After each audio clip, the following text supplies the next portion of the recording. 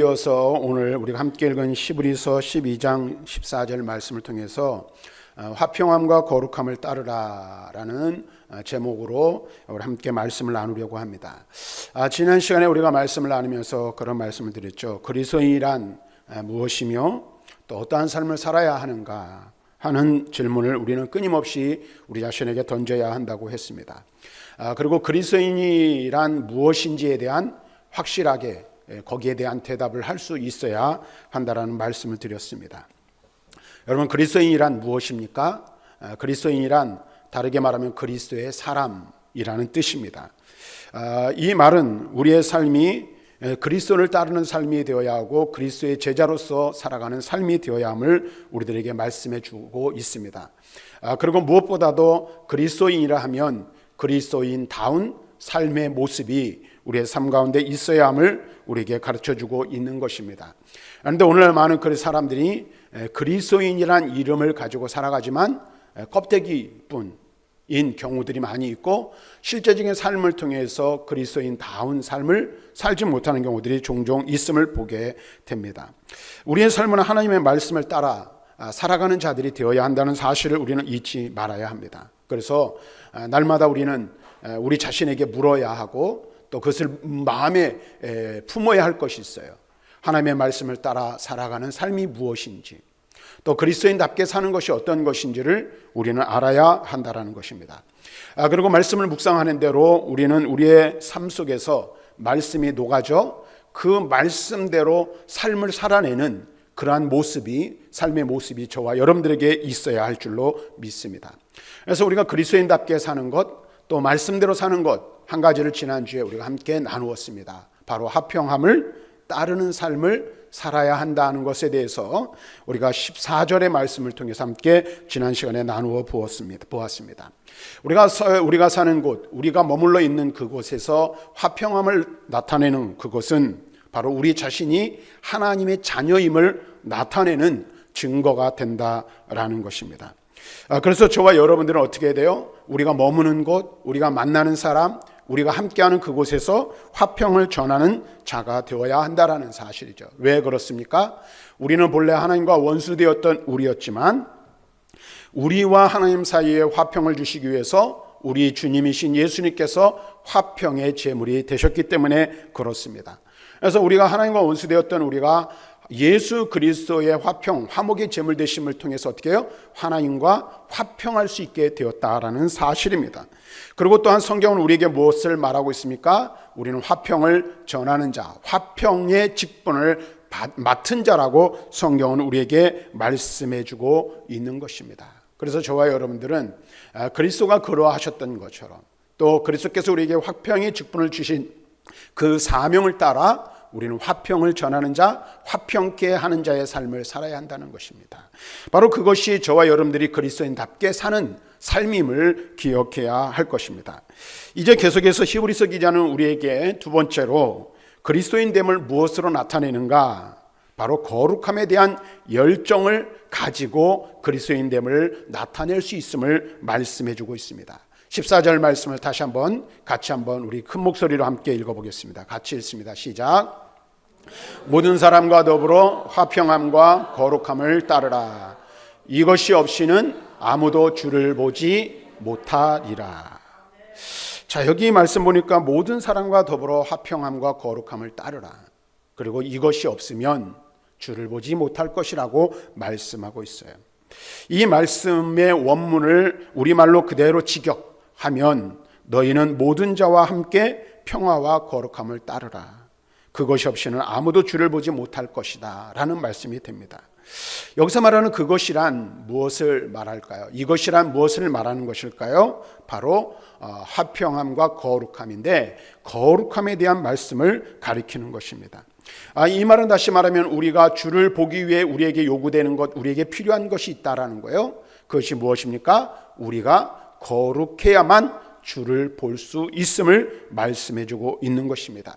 다시 말하면 주님을 보기 위해 우리에게 필수적으로 있어야 할 것은 거룩함이 뒤따라야, 거룩함이 있어야만 한다라는 것입니다. 그래서 에스겔 선지자는 다음과 같은 하나님의 말씀을 기록하여 우리에게 들려주고 있는데요. 에스겔 44장 9절 말씀을 함께 읽어보도록 하겠습니다. 같이 읽습니다. 시작. 주 여호와께서 이같이 말씀하셨느니라. 이스라엘 족속 중에 있는 이방인 중에 마음과 몸에 할례를 받지 아니한 이방인은 내 성소에 들어오지 못하리라. 아멘.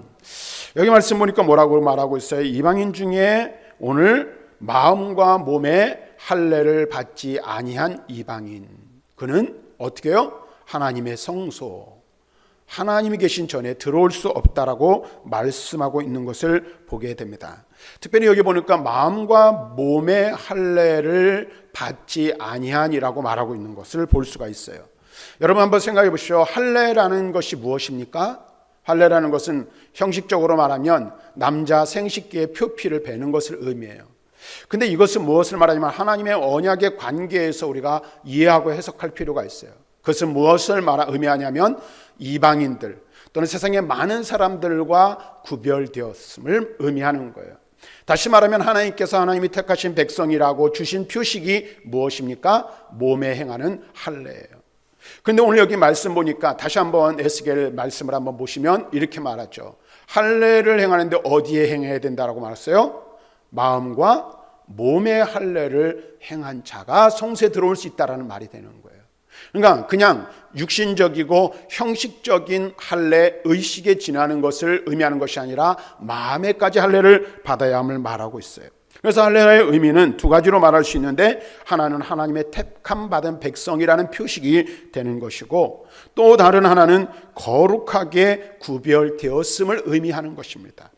다시 말하면 우리가 마음과 몸의 할례를 행한다는 것은 하나님 앞에 거룩하게 구별된 존재로 서는 것을 의미한다라고 말할 수 있다라는 거예요. 그러니까 저와 여러분들이 거룩함의 의미가 무엇인지를 우리는 분명하게 새길 필요가 있어요. 거룩함이란 무엇입니까? 하나님 앞에서 거룩하게 구별된 자로 살아가는 거예요. 구별된 존재로서의 삶을 살아가는 것이 바로 거룩함의 삶이라는 사실을 기억해야 한다는 거예요. 그리고 이 에스겔 44장 9절의 말씀을 우리에게 적용한다면 우리의 마음에서나 우리의 삶 속에서 오늘 거룩함을 가지지 못한다면 그 누구도 하나님 앞에 나아갈 수 없고 하나님 앞에 설 수 없다라는 사실을 우리들에게 가르쳐주고 있는 것입니다. 또한 거룩함이 없다면 우리들도 누구와 같다는 거예요? 예수 믿지 않는 사람과 다를 바가 없다라는 거예요. 이방인이나 외인과 같다라는 것을 의미하는 것입니다. 다시 말하면 이런 사람들은 어떻습니까? 하나님 앞에 설 수 없고 하나님과 교제할 수 없으며 하나님의 백성으로서 인정받을 수 없다는 거예요. 무엇이 없으면요? 삶의 거룩함이 없으면 그렇다라는 것입니다. 이런 말씀, 우리가 신앙생활을 하면서 삶의 초점을 어디에 두고 신앙의 삶을 살아가고 삶을 살아가야 할지를 우리들에게 잘 가르쳐주고 있다라고 말할 수 있어요. 다시 한번 여러분 잘 들으시기 바랍니다. 우리의 신앙이 정통적인 신앙으로 인정을 받고 우리가 끊임없이 계속해서 열심히 기도하고 성경을 연구하고 공부한다 할지라도, 또는 오랜 생활 신앙의 삶을 살았다 할지라도 우리의 삶에, 우리의 심령이 하나님 앞에 거룩하지 못하다면 우리는 결코 주님을 볼 수 없으며 주님 앞에 설 수 없다라는 사실입니다. 심지어는 우리가 종교적인 의무나 하나님을 위하여 우리 자신의 온 삶을 내어주고 헌신한다 할지라도 우리의 삶의 행실이 거룩하지 못하다면 그 모든 것들이 아무 의미도 아무 소용도 없다라는 사실을 우리는 기억해야 할 필요가 있다라는 거예요. 그래서 예수님께서는 마태복음 7장 21절에 다음과 같은 말씀을 우리에게 이렇게 말씀해 주십니다. 함께 읽겠습니다. 나더러 주여 주여 하는 자마다 다 천국에 들어갈 것이 아니요 다만 하늘에 계신 내 아버지의 뜻대로 행하는 자라야 들어가리라. 여기 뭐라고 말씀하십니까? 주님이 나더러 주여 주여 하는 자. 근데 여기 이 마태복음 7장에 보면 예수님께서 또 중요한 말씀을 해주시고 계신데, 비가 내리고 창수가 날 때에 무너지지 않는 믿음에 대해서 말씀해 주고 있어요. 그 믿음이 어떤 믿음이에요? 말씀의 반석 위에 굳게 세워진 집이라고 말씀하고 있는 것을 보게 돼요. 이 말은 무슨 말이냐면 나더러 주여 주여 한다라는 이 말은 겉모습은 똑같다, 같을 수 있다라는 거예요. 형식은 취할 수 있다라는 거예요. 우리가 그렇죠. 교회에 들어오면 먼저 무엇을 합니까? 교회에 등록을 하고 그 다음에 등록한 교인이 학습을 받고 세례를 받는 과정을 거쳐요. 그리고 세례를 받으면 그 교회 세례교인이 되어서 교회의 모든 공적인 행사에 회원으로서의 역할과 이 직임을 감당할 수 있게 되는 거예요. 그리고 또 신앙생활, 교회 생활을 오래 하다 보면 그 사람의 신앙생활이 검증되고 입증이 되거나 또는 인정을 받으면 어떻게 돼? 교회 직분자로 세움을 받기도 합니다. 그런데 그 모든 것들은 뭐예요? 내적인 것이 아니라 형식적인 것에 지나지 않는다는 사실이에요. 그래서 직분을 받고 신앙생활을 오래 하여 신앙의 연수가 되었다 할지라도 삶의 행실이 거룩함과는 별개의 문제일 수 있음을 우리는 알아야 돼요. 그래서 예수님께서는 엄중하게 경고를 하고 계신 거예요. 뭐라고 말하는 거예요? 입술로 나더러 주여 주여 고백할 수 있다라는 거예요. 그런데 입술의 고백만을 가지고는 주님을 기쁘시게 할 수 없고 하나님 마음에 합당한 사람으로 설 수 있는 것이 아니라고 말씀하고 있다는 사실을 우리는 분명하게 기억해야 하는 것입니다. 그래서 예수님께서는 그 뒤에 뭐라고 말씀하고 계세요? 내 아버지의 뜻대로 행하는 자. 다시 말하면 형식보다 내용이 중요하고 그 다음에 입술의 고백보다 삶의 실천이 뒤따르는 삶이 있어야만 함을 우리에게 말씀해주고 있는 것입니다. 그렇다면 여러분 한번 생각해 보세요. 하나님 아버지의 뜻이 무엇이라고 여러분 생각하십니까? 여러분을 향하신 하나님의 뜻이 어떤 것입니까? 물론 여러 가지 많은 것들을 이야기할 수 있어요. 우리에게 주신 사명이나 우리에게 주신 여러 가지 직임을 통해 이루시고자 하는 하나님의 뜻들이 있어요. 그러나 가장 근본적인 하나님의 뜻은 무엇일까요? 성경은 이렇게 말합니다. 데살로니가전서 4장 3절 말씀을 함께 읽어봅니다. 시작. 하나님의 뜻은 이것이니 너희의 거룩함이라. 하나님의 뜻이 무엇이라고요? 거룩함이라고요. 누구의 거룩함이에요? 너희의 거룩함이라고 말하고 있어요. 하나님이 우리에게 원하시는 것은요, 물론 우리가 헌신하는 것을 기뻐하시고 우리가 예배하는 것을 기뻐하시고 우리가 우리의 모든 것들을 드려 희생하고 헌신한 이런 것들도 하나님은 기뻐하시지만 가장 근본적으로 하나님이 우리에게 바라시고 원하시는 것은 거룩한 삶이라고 말하고 있는 거예요. 거룩함이에요. 그래서 하나님의 뜻은 이것이니 너희의 거룩함이라고 말하고 있는 것을 우리는 알 수 있어요. 사랑하는 성도 여러분, 우리가 신앙생활을 함에 있어서 무엇보다도 중요한 것, 무엇보다도 귀하게 여겨야 하는 것, 무엇보다도 우리의 신앙의 초점을 우리가 맞춰야 하는 것은 다른 것이 아니라 바로 우리의 삶의 행실이 거룩해야 함을 말씀해 주고 있어요. 우리의 성품이 거룩한 성품으로 변화되는 것을 하나님은 원하시고 거기에 신앙의 초점이 맞춰지기를 원하신다라는 것입니다. 바로 여기에 우리의 신앙생활의 초점이 맞춰져 있어야 함을 우리에게 말씀해 주고 있어요. 그런데 여러분 보세요. 분명하게 오늘 우리가 알아야 할 것은 오늘 말씀에서 말하는 거룩함이란 주님께서 여기서 말하는 거룩함이라는 것을 잘 구분을 하셔야 되는데 주님께서 우리에게 전가해 주신 의 또는 거룩함을 의미하는 것은 아니라는 거예요. 왜냐하면 우리에게 전가된 거룩이라고 한다면 우리에게 따르라고 말하지 않을 것이라는 것이죠. 그런데 여기 보니까 뭐라고 했어요? 합평함과 거룩함을 따르라고 말하고 있어요. 그러므로 이 거룩함, 여기서 이 말하고 있는 히브리서 기자가 말하고 있는 이 거룩함이란 지극히 개인적이고 실제적인 삶에서 나타나야 할 것들을 의미하는 거예요. 그런데 이것은 가만히 있어도 얻어지는 것, 가만히 있어도 이루어지는 것이 아니라 부지런하고 열심으로 일관성 있게 추구해야 할 것을 말씀해 주고 있는 것입니다. 그러므로 이 말씀은 우리의 거룩해진 상태를 의미하기보다는 거룩해져 가는 과정, 거룩해져가는 과정, 곧 성화의 과정을 의미하는 것이라 말할 수 있어요. 하지만 여러분 여기서 우리가 이렇다고 해서 오해하지 말아야 될 게 있어요. 그것은 이 말씀이 인간의 노력, 그러니까 구원에 있어서 인간의 노력을 강조하는 것은 아니라는 사실을 알아야 합니다. 하나님 앞에서 구원자로 서게 하는 거룩함은 우리에게서 나올 수 있는 것이 아니기 때문에 그렇습니다. 우리가 하나님 앞에 설 수 있는 의는 어떤 것입니까? 그리스도로 옷 입는 의, 그리스도 예수의 십자가의 보혈로 되어지는 의를 의미하는 것이기 때문에 그렇습니다. 그리고 이 거룩함, 하나님 앞에 설 수 있는 거룩함은 무엇으로 주어지는 거예요? 오직 예수 그리스도의 십자가의 보혈을 통한 하나님의 은혜로 말미암아 우리에게 주어지는 것이라는 사실을 우리는 알아야 합니다. 하지만 예수 믿어 구원받은 이후에 우리를 구원하신 거룩하신 하나님을 본받아 거룩한 삶을 따라 살아가야 함을 말씀해주고 있는 거예요. 그래서 거룩함이란 그리스도인들이 소유해야 할 하나님의 본질적인 속성이기 때문에 그리스도인은 누구를 본받아? 하나님을 본받아 날마다 거룩해져가는 삶을 살아야 한다라는 거예요. 그래서 성경이 우리에게 말씀하시는 것은 하나님의 백성은 하나님을 따라 거룩한 삶을 사는 자들이 되어야 함을 말씀해주고 있습니다. 성경을 한번 보겠습니다. 구약 성경 먼저 봅니다. 레위기 11장 45절 말씀 같이 읽습니다. 시작. 나는 너희의 하나님이 되려고 너희를 애굽 땅에서 인도하여 낸 여호와라. 내가 거룩하니 너희도 거룩할지어다. 여기 보니까 이렇게 말해요. 나는 너희의 하나님이 되려고 너희를 애굽 땅에서 인도해 낸 여호와라 말하고 있어요. 여러분 보세요.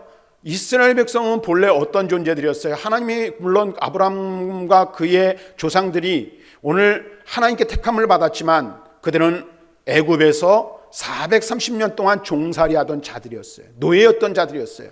그런데 하나님께서 그들을 건져내시고 홍해를 건너게 하시고 시내산에서 언약을 주신 거예요.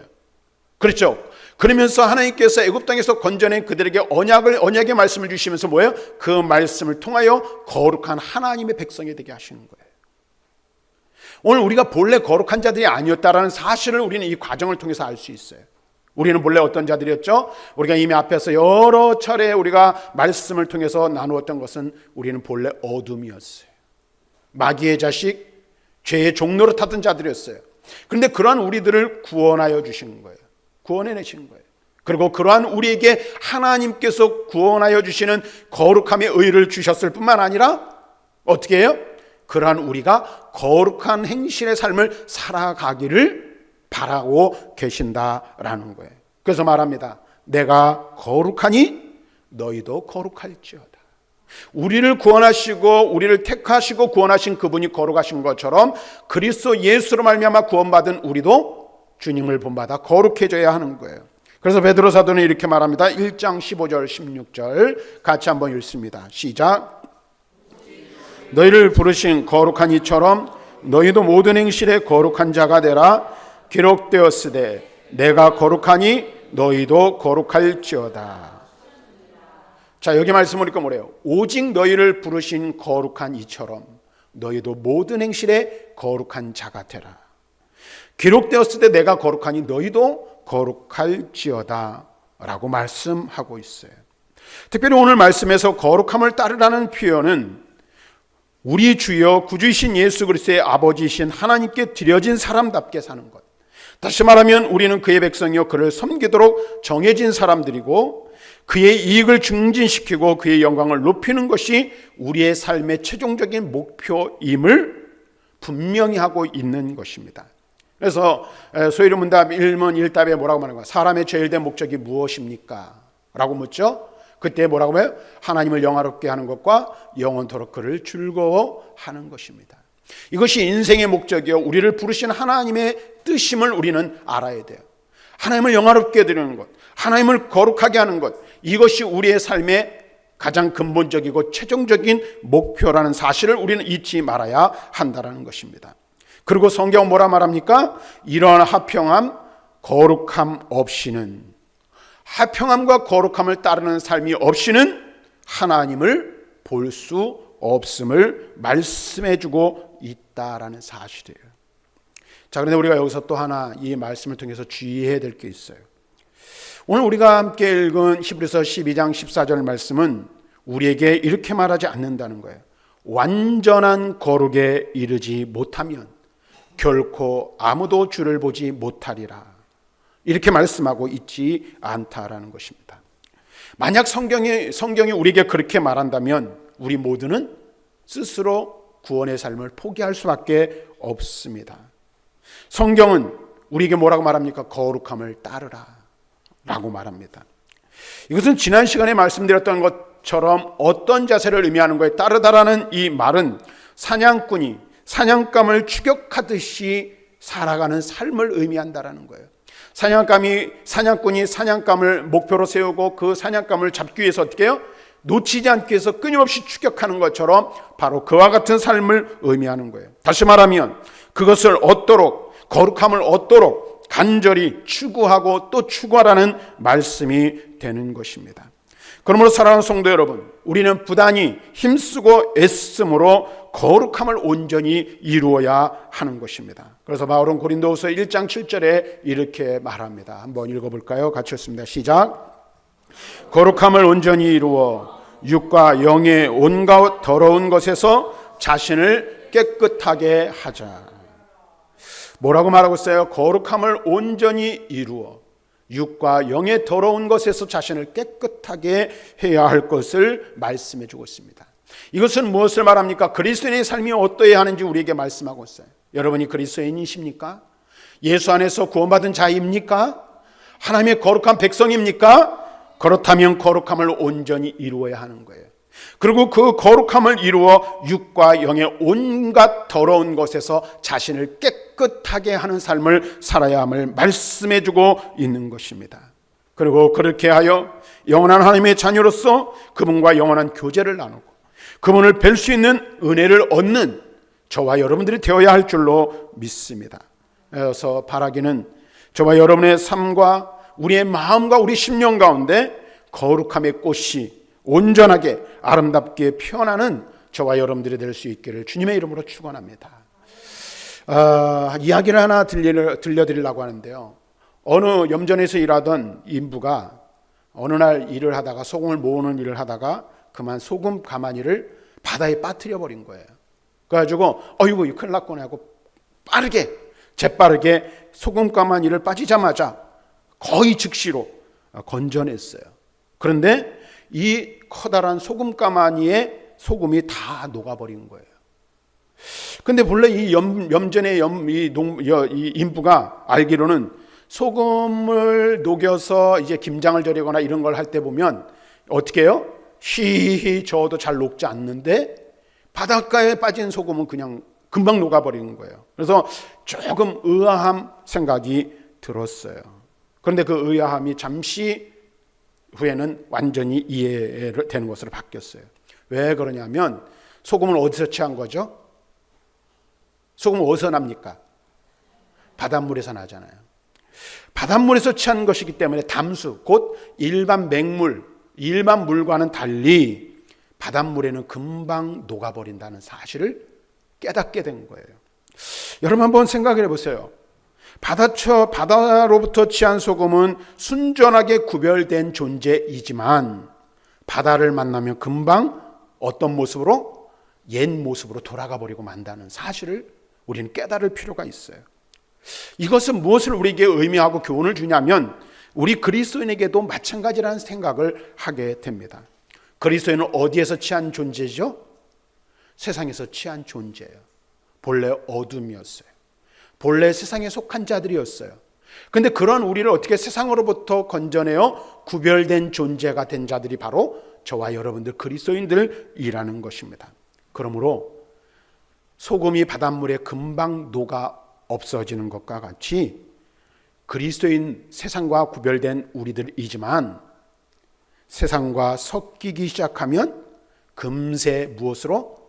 예전의 모습으로 돌아가 버릴 수 있는 존재가 바로 우리 그리스도인들이라는 사실을 우리는 기억해야 한다는 거예요.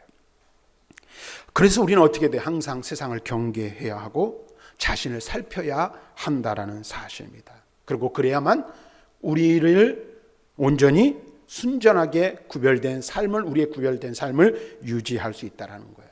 그래서 여러분 보시면 타락이라는 것은요, 한순간이에요. 한순간.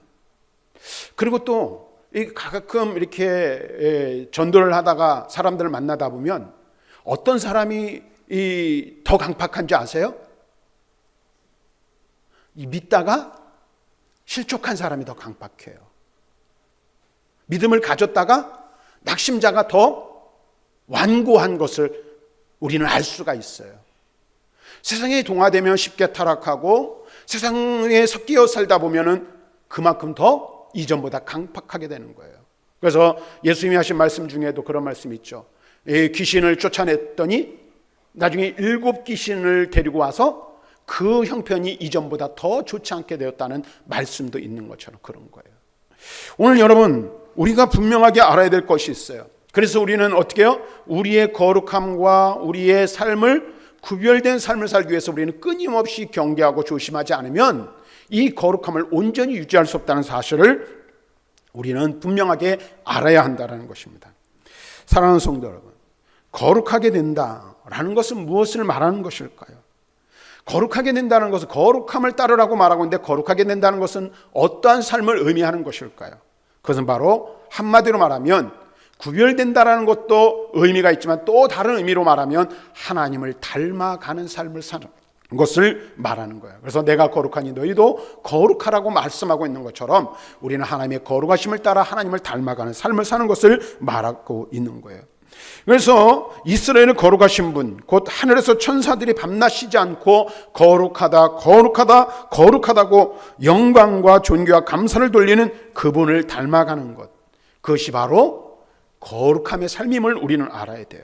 그래서 동정녀에게 나신 거룩하신 분, 거룩하고 악의가 없고 더러움이 없고 죄에서 떠나 계시고 하늘보다 높이 되신 분, 곧 그리스도를 닮는 것이 거룩함의 삶의 시작이요 과정임을 우리에게 말씀해주고 있는 거예요. 그래서 바울은 우리에게 무엇을 본받고 무엇을 따라야 할 것을 말하고 있어요? 그리스도를 본받아야 할 것을 말하고 있어요. 빌립보서 2장 5절에 바울은 우리가 품어야 할 마음을 이렇게 말하고 있죠. 같이 읽습니다. 시작. 너희 안에 이 마음을 품으라. 곧 그리스도 예수의 마음이니. 우리는 누구의 마음을 본받아야 돼요? 예수님의 마음을 본받아야 돼요. 예수님의 마음을 우리의 마음에 품어야 되는 거예요. 그리스도의 마음을 닮아가야 할 이들이 바로 저와 여러분들입니다. 그럼 그리스도의 마음이란 어떤 마음일까? 히브리서 7장 26절에 히브리서 기자는 이렇게 말합니다. 같이 한번 읽어봅니다. 시작. 이러한 대제사장은 우리에게 합당하니 거룩하고 악이 없고 더러움이 없고 죄인에게서 떠나 계시고 하늘보다 높이 되시니라. 우리가 본받아야 할 예수님은 어떤 분이라고 말하고 있어요? 거룩한 분이라고, 악이 없는 분이라고, 더러움이 없는 분이라고, 죄인에게서 떠나 하늘보다 높이 계신 분이라고 말씀하고 있습니다. 근데 여기서 말하는 것은 단순한 악의 또는 악한 세상과 구별되는 그런 것만을 의미하는 것이 아닙니다. 하나님 앞에서 하나님을 섬기기 위하여 온전히 구별된 상태를 의미하는 것입니다. 이것은 마치 무엇과 같으냐면 이 구약 시대의 성막이라는 것이 있잖아요. 성전이라는 것이 있잖아요. 거기에는 무엇이 있습니까? 성막에서 제사를 드리기 위하여 사용되었던 수많은 기구들이 있어요. 근데 그 모든 기구들은 세상의 다른 물건과 어떻게 됐어요? 뚜렷하게 구별된 것입니다. 그것과 같이 구별된 것을 말하는 거예요. 다시 말하면 모든 세속적인 관습으로부터 분리된 것이요 영원한 계약의 피로, 언약의 피로 말미암은 분리됨을 의미한 것이라 말할 수 있어요. 그래서 거룩함이라는 뜻은 앞에서도 말씀드렸지만 어떤 의미가 있냐면 구별되다 또는 분리되다라는 의미를 가지고 있는 거예요. 그러니까 우리는 세상과 구별되어 거룩함을 입은 자예요. 그러므로 세상과 구별된 삶을 살아가야 하는 자들임을 우리는 깨달아야 한다라는 것입니다. 그래서 우리의 거룩함을 위해서 우리 예수님께서는 다음과 같이 기도하신 것을 볼 수가 있습니다. 요한복음 17장 17절 말씀을 같이 읽습니다. 시작. 그들을 진리로 거룩하게 하옵소서. 아버지의 말씀은 진리니이다. 우리 예수님께서 우리에게 바라시고 우리를 위하여 기도하시는데 어떻게 진리로 거룩하게 하시기를 위해서 기도하고 있어요. 근데 이 말씀 보니까 이렇게 아버지의 말씀이 진리입니다. 그래서 바울은 디모데전서 4장 5절에 뭐라 말합니까? 하나님의 말씀과 기도로 거룩하여진다라고 우리에게 말씀해 주고 있는 것을 볼 수가 있어요. 여러분, 세상과 구별된 거룩한 삶을 살기를 원하십니까? 구별된 삶의 모습이 저와 여러분의 삶 가운데 있기를 원하십니까? 그러면 가장 먼저 해야 할 일이 있어요. 그것이 무엇입니까? 하나님의 말씀을 가까이 하는 거예요. 그리고 그 말씀을 붙들고 그 말씀이 내 삶에 녹아져 능력이 되기를 위해서 무엇하는 거예요? 기도하는 거예요. 말씀대로 사는 삶의 모습이 우리에게 있길 위하여 기도하는 삶이 우리에게 있어야 돼요. 그럴 때 말씀과 기도의 두 기둥을 붙들 때에 우리는 어떻게 해요? 구별된 거룩한 삶을 살아갈 수 있다는 사실을 기억해야 하는 것입니다. 그래서 저와 여러분들이 하나님의 말씀을 붙들고 또 다른 손에는 기도를 붙들고 이 두 가지 기둥을 붙들고 믿음의 삶을 살아감으로 하나님 앞에서 거룩한 삶의 모습으로 살아가는 저와 여러분들이 다 될 수 있기를 바랍니다. 자, 그래서 베드로 사도는 베드로전서 1장 15절에 이렇게 또 우리에게 당부를 하고 있어요. 같이 읽습니다. 시작. 오직 너희를 부르신 거룩한 이처럼 너희도 그 모든 행실에 거룩한 자가 되라. 우리에게 요구하는 것이 무엇입니까? 우리를 부르신 거룩한 이처럼 우리도 모든 행실에 거룩한 자가 되어야 한다라고 말하고 있어요. 요한사도는 요한일서 3장 3절에 다음과 같이 말씀하고 있습니다. 우리의 소망이 무엇인지를 말해주고 있는데 한번 읽어봅니다. 시작. 주를 향하여 이 소망을 가진 자마다 그의 깨끗하심과 같이 자기를 깨끗하게 하느니라. 아멘. 주를 향하여 소망을 가진 자마다 그의 깨끗하심 같이 자기를 깨끗하게 하느니라. 소망을 가진 자, 주의 소망을 가진 자는 어떻게 해요? 그 소망 안에서 우리를 깨끗하심을 유지하는 삶을 사는 거예요. 그리고 깨끗하게 하는 삶을 살아가는 거예요. 다시 말하면 거룩을 추구하고 거룩한 행실의 삶을 살아가는 것을 우리에게 말씀해 주고 있는 것입니다. 자, 말씀을 정리하겠습니다. 사랑하는 성도 여러분, 우리가 2024년을 시작하면서 세상에 빛이 되는 교회라는 주제를 가지고 한 해를 시작을 하였습니다. 그리고 어느덧 3개월이 지나고 이제 4월도 중반에 이르게 되었어요. 빛의 삶, 소금의 삶을 사는 것이 무엇인지에 대해서 우리가 말씀을 쭉 나누었는데요. 우리가 세상의 빛이 되고 세상의 소금이 되기 위해서 우리에게 필요한 것이 있다면 그것은 바로 하나님의 자녀답게 사는 것입니다. 하나님의 자녀다운 삶은 무엇이라고 우리가 말씀을 통해서 배웠습니까?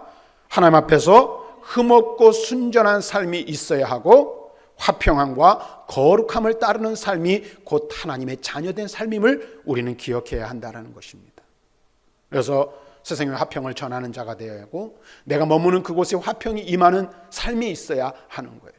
뿐만 아니라 세상에 속해 살아가지만 세상 속에서 살아가지만 세상과 구별된 거룩한 삶의 행실이 뒷받침되고 뒤따르는 우리의 삶이 있어야 한다는 거예요. 다시 말하면 세상에 속해 있지만 세상 사람들과 구별된 삶을 사는 것이 바로 하나님의 자녀다운 삶임을 우리에게 말씀해 주고 있는 것입니다. 그리고 이와 같은 우리의 삶을 살아야 할 이유가 여러분 무엇이라고 생각하십니까? 어두운 세상의 빛이 그 역할을 감당하기 위해서 빛을 비추이는 삶을 사는 것처럼 우리의 거룩한 행실이 세상의 어두운 세상의 빛이 되고 우리의 거룩한 행실이 세상 가운데 하나님의 거룩하신 영광을 나타내는 것이 되기 때문에 그렇습니다. 그래서 저와 여러분들의 거룩한 행실의 삶을 통하여 하나님의 거룩하신 영광이 여러분의 삶의 모습을 통해서 드러나고 증거되어지고 그것을 통해 하나님의 영광을 나타내는 그러한 성도들이 다 되시기를 주님의 이름으로 간절히 축원합니다.